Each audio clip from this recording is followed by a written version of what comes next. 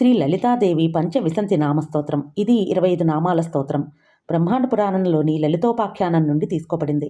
హయగ్రీవుడు అగస్త్య మహర్షికి ఉపదేశించిన ఈ స్తోత్రం చాలా శక్తివంతమైనది.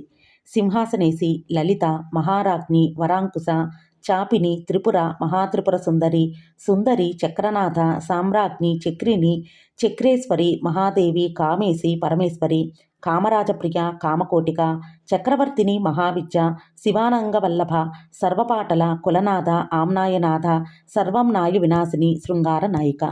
ఈ 25 నామాలని భక్తిపూర్వకంగా నిత్యం పఠించటం వలన అజ్ఞానం తొలగిపోతుంది, జ్ఞానం పెరుగుతుంది. అఖండ సౌభాగ్యం, సంపద, ఆరోగ్యం, కీర్తి, యశస్సు, ఉన్నతాధికారాలు లభిస్తాయి. మనసుకు శాంతి, ఆధ్యాత్మిక ప్రగతి, సర్వాభీష్ట సిద్ధి కలుగుతుంది. స్త్రీలు నిత్యం చదువుకోవటం వలన ఐశ్వర్యం వృద్ధి చెందుతుంది. లలితా సహస్రనామంతో సమానమైన ఫలితం ఇస్తుందని హయగ్రీవ స్వామి అగస్త్య మహామునికి ఉపదేశించారు. చాలా చిన్నది గనక సులభంగా పఠించవచ్చు. ఇప్పుడు లలితాదేవి యొక్క నవరాత్రులు నడుస్తున్నాయి కాబట్టి ఈ నవరాత్రుల్లో పారాయణ చేయటం అత్యుత్తమం. ఇది 10ంతల ఫలితాన్ని ఇస్తుంది.